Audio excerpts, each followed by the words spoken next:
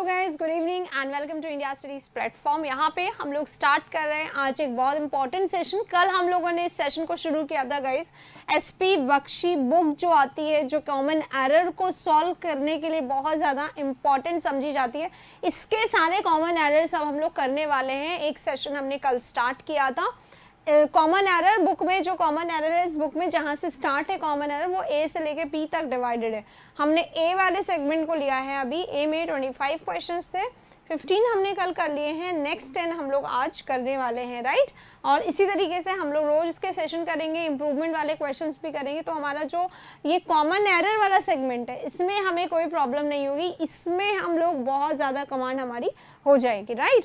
कल वाले सेशन को अगर नहीं देखा है तो ज़रूर से देखेगा। और इस सेशन को भी 10 ही क्वेश्चन है, बहुत जल्दी हम लोग करने का कोशिश करेंगे और बहुत ज़्यादा ज़रूरी है इन क्वेश्चंस को करना, एरर फाइंड आउट करना। तो लास्ट तक ज़रूर देखेगा, अलग अलग तरीके के एरर्स को फाइंड आउट करने के लिए। सेशन अच्छा लगे तो लाइक ज़रूर करिएगा। चलिए शुरू करते हैं हमारा सेशन। क्वेश्चन नंबर 15 पे होंगे आज हम, राइट। तो दिस इज यहाँ क्वेश्चन नंबर 16। 15 तक हमने कर लिया था, राइट। क्वेश्चन नंबर 15 है, there is sense of urgency. Sense of urgency है in locating alternative sources of water to augment. Augment एक नया वर्ड आया है। ऑगमेंट का मतलब क्या होता है? ऑगमेंट का मतलब होता है इंक्रीज करना, बढ़ाना, ठीक है। इंक्रीज करना, एनहांस करना, इंप्रूव करना, ठीक है। ऑगमेंट करना किसको? Dwindling supply. ड्विंडलिंग मतलब वेन होती हुई सप्लाई, फेड होती हुई सप्लाई, डिक्रीज होती हुई सप्लाई, ठीक है। डिक्रीज होती हुई सप्लाई को बढ़ाना। There is a sense of urgency. Sense of urgency है in locating alternative sources of water to augment the dwindling supply, है ना, ये बोला गया है इसमें, राइट। तो there is a sense of urgency होना चाहिए था यहाँ पे, पहली बात तो इसको नहीं दिया गया, तो अ सेंस ऑफ अर्जेंसी होगा।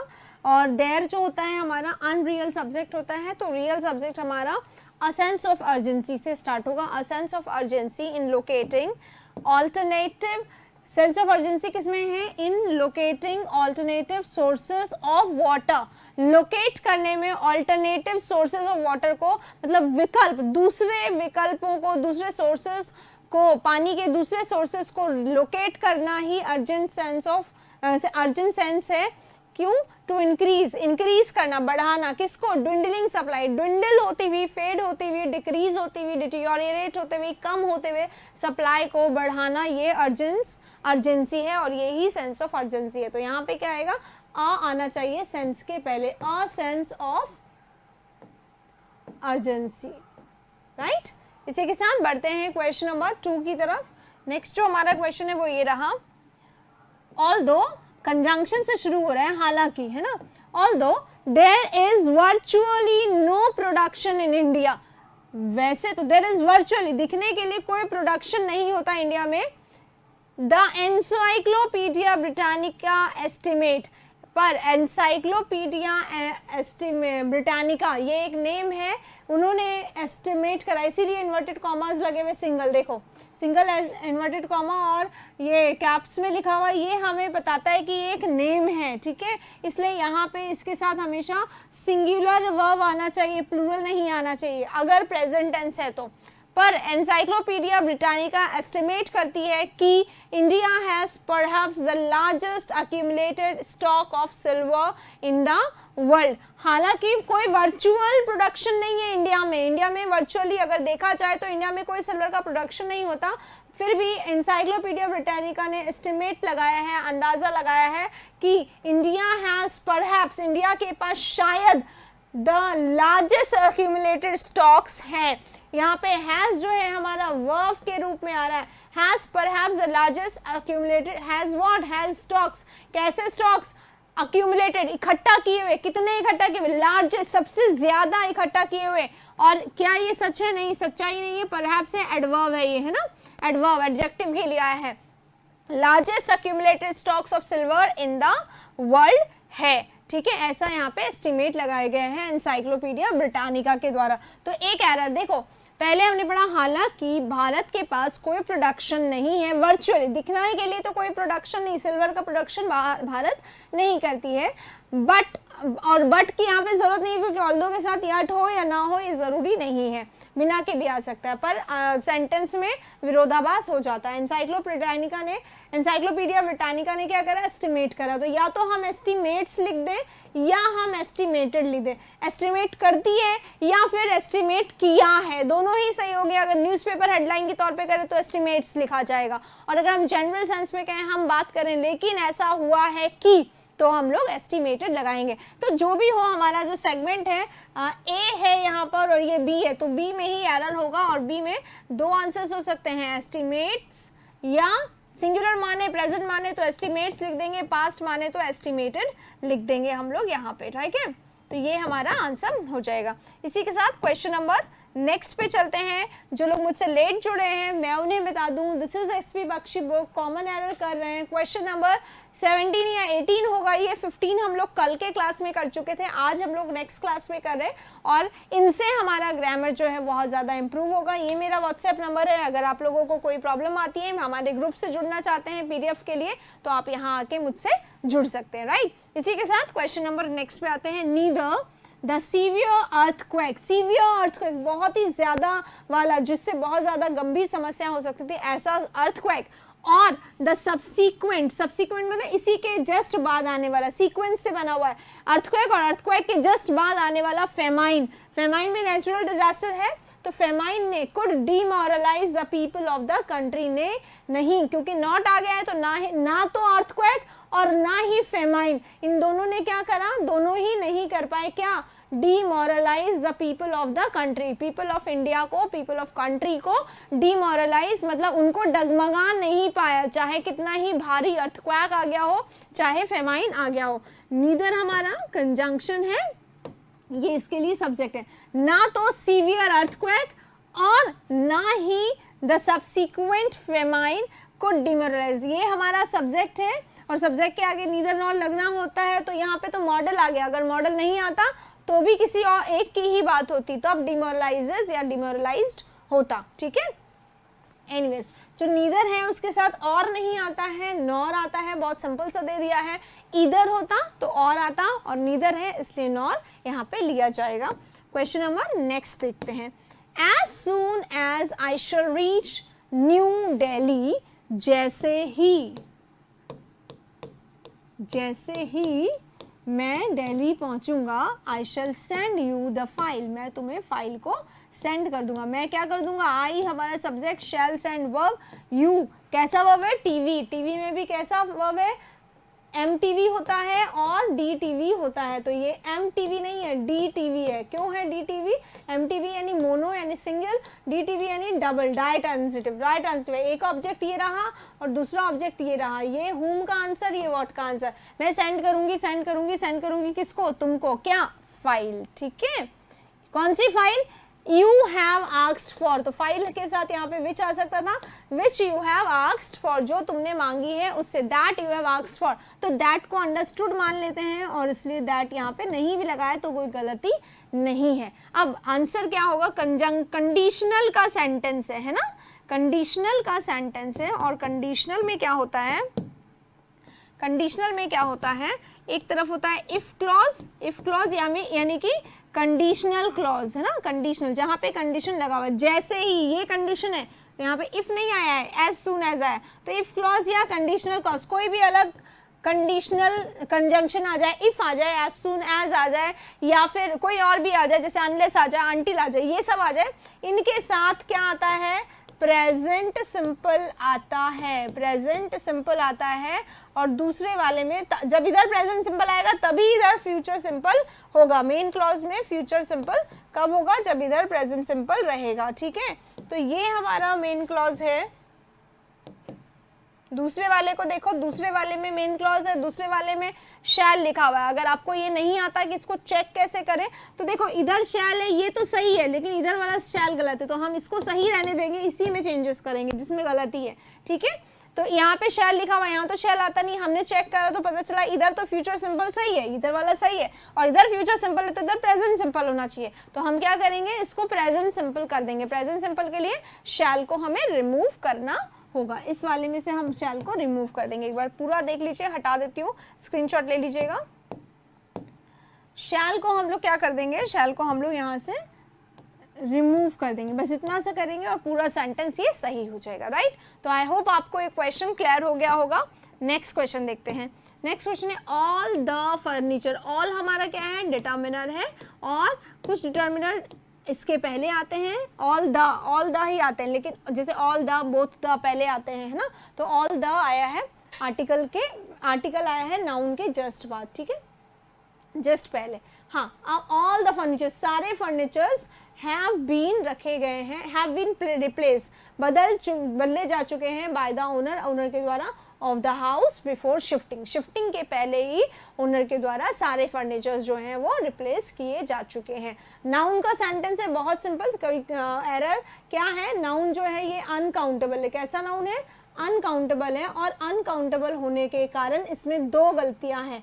अनकाउंटेबल नाउन में कभी भी एस या ईएस नहीं लगता है, पहली बात, और दूसरी बात ये है कि इनके साथ हमेशा वर्ब कैसा आता है, सिंगुलर आता है। कैसा आता है, सिंगुलर आता है। तो यहाँ पे कैसा आ जाएगा वर्ब, सिंगुलर। तो एक तो यहाँ पे एस का यूज नहीं करेंगे, और दूसरा हैव जो है उसकी जगह क्या आ जाएगा, हैज का यूज आ जाएगा, ठीक है। और बाकी क्योंकि पैसिव सेंटेंस है इसलिए परफेक्ट में बीन लगा हुआ है, एक्टिव में कभी भी बीन नहीं लगता है, परफेक्ट में पैसिव बनाने के लिए इसमें बीन का यूज किया जाता है, राइट।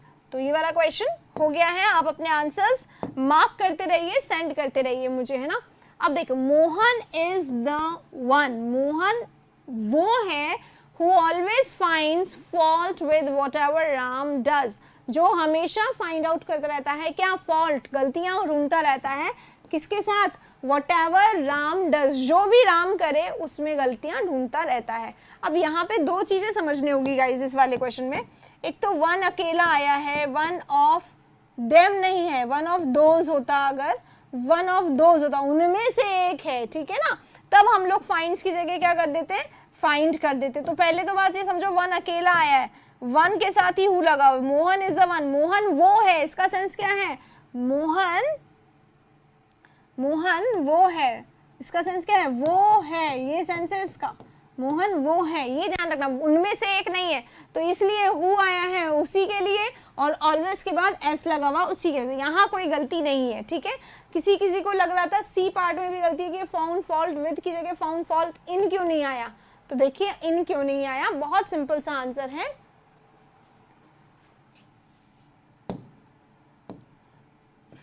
फाइंड फॉल्ट विद, ये एक इडियोमैटिक फ्रेज है। क्या है, इडियोमैटिक फ्रेज है, और इसका मीनिंग होता है विद समथिंग, ठीक है, विद समथिंग भी हो सकता था कि किसी के साथ विद समथिंग, मतलब फाइंड ढूंढना, फाइंड करना, ढूंढना, मिस्टेक ढूंढना, ठीक है। तो विद ही आता है, इसमें इन नहीं आता है, इसलिए ये भी ध्यान रखना कि फाइंड फॉल्ट विद एक साथ ही आता है हमेशा, याद रखेंगे, फाइंड फॉल्ट के साथ हमेशा क्या होता है, विद आता है। तो इसमें भी कोई गलती नहीं है। क्वेश्चन नंबर नेक्स्ट पे चलते हैं। There is a need to revising government policies on controlling unauthorized construction.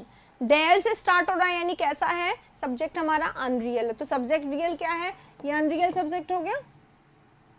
Real subject क्या होता है, आगे आता है, a need, there is a need, एक जरूरत है, आवश्यकता है, किसकी, टू रिवाइजिंग, रिवाइज करने की आवश्यकता है, किसको, गवर्नमेंट पॉलिसीज को, किस पे, on controlling unauthorised construction, unauthorised construction, बिना अथॉरिटी के कंस्ट्रक्शन किए गए हैं, उन कंस्ट्रक्शंस को कंट्रोल करने पे गवर्नमेंट की जो पॉलिसीज बनी हुई है उनको रिवाइज करने की जरूरत है, ठीक है, यहाँ तक आ गया। अब अ नीड, ये क्या है, नाउन है, नीड है, किसकी नीड है, रिवाइज करने की। तो यहाँ पे ये जो टू रिवाइजिंग है ना, इसकी जगह सबसे पहले तो क्या आएगा, टू रिवाइज आएगा। और क्यों आएगा, क्योंकि नाउन जो है, नाउन आता है या एडजेक्टिव आता है या वर्ब आता है, इनके बारे में अगर इंफॉर्मेशन देने का काम कर रहा है तो वो इन्फिनेटिव देता है। कौन देता है, इन्फिनेटिव देता है, जीरंड कभी नहीं देता है। और यहाँ पे क्या करेगा, ना तो इन्फिनेटिव दिया गया ना जीरंड दिया गया,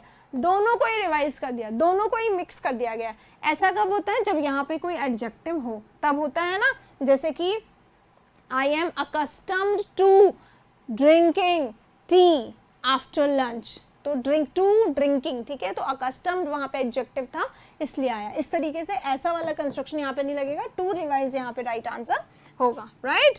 इसी के साथ अगले क्वेश्चन की तरफ बढ़ते हैं। Question number this, we know, हम जानते हैं, वी नो हम जानते हैं, वेयर इट बिगिंस, हम जानते हैं, हम जानते हैं, हम जानते हैं, हम जानते हैं, इससे पूछो क्या जानते हैं, व्हाट, तो व्हाट का आंसर क्या देगा, ये पूरा, ये जो क्लॉज है ना पूरा, जहां से जहां तक है ये पूरा वहां तक, ठीक है, क्लॉज हो जाएगा, तो ये पूरा व्हाट का आंसर है। तो नो के बाद ऑब्जेक्ट अकेला भी आ सकता है और क्लॉज भी आ सकता है। वी नो हम जानते हैं, क्या जानते हैं, वेयर इट बिगिंस, ये कहाँ शुरू होता है, बट वी डोंट नो, पर हम नहीं जानते हैं, हम क्या नहीं जानते हैं, दैट की वेयर इट एंड्स, की ये कहाँ एंड हो रहा है, राइट।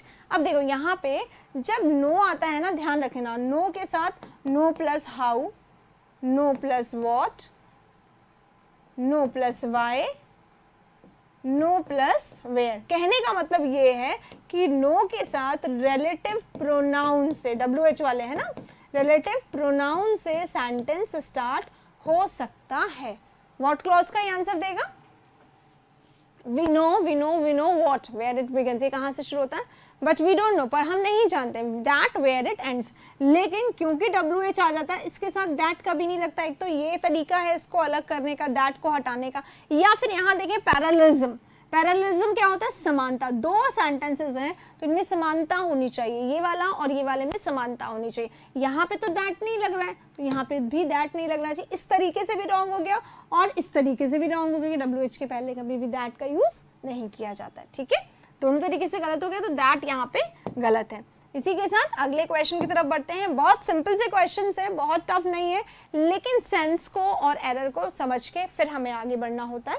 क्वेश्चन ये रहा आपके सामने, द सिंपलेस्ट मेथड, कौन सा मेथड, सिंपलेस्ट, सबसे ज्यादा आसान मेथड। क्या मतलब है इसका, सबसे ज्यादा आसान मेथड, मतलब इससे ज्यादा आसान कुछ भी नहीं। सुपरलेटिव डिग्री आ गया ना, तो फिर हम लोग इसको बोलेंगे सबसे ज्यादा आसान method of welding two pieces of metal together.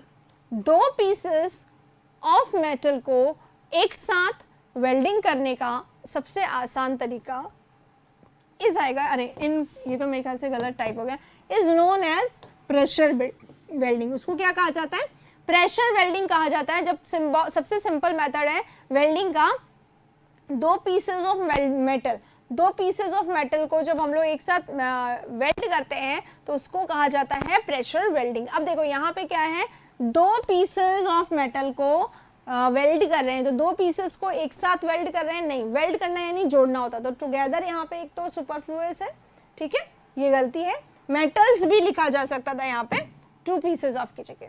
आगे देखते हैं, one of the important benefits. अब आ गया है वन ऑफ द, जब वन ऑफ द आ जाता है तो यहाँ पे वन होता है, इस ऑफ का मतलब होता है में से, ठीक है, और यहाँ पे या तो डेफिनेट आर्टिकल यानी कि द आ सकता है, या तो डेफिनेट आर्टिकल आ सकता है।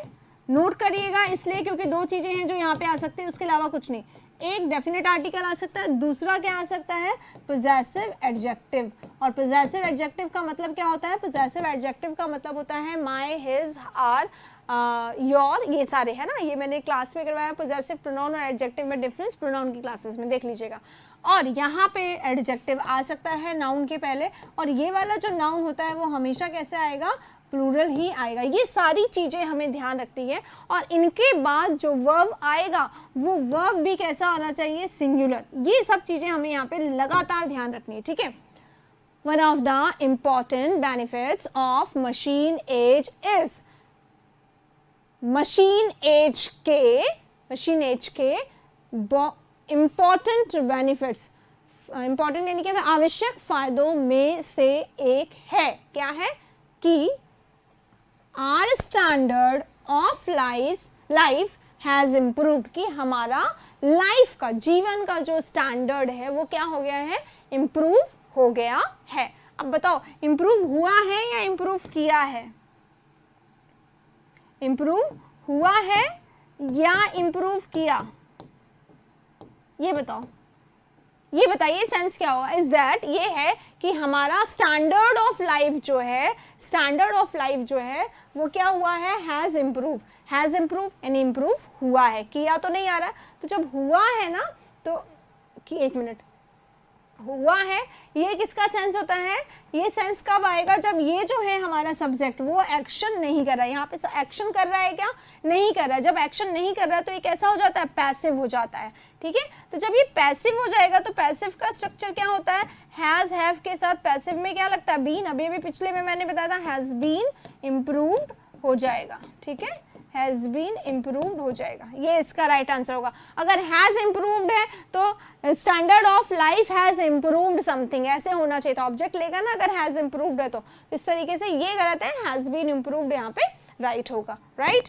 इसी के साथ अगले क्वेश्चन की तरफ। अच्छा, अगला क्वेश्चन यानी कि हो गए हैं हमारे आज के सारे 10 क्वेश्चन हो गए हैं, 10 क्वेश्चन हो गए हैं, यानी कि हमने आज का हमारा डे 2 जो है, यहाँ पे 2 लिखा था, ये 2 लिखा था, देखो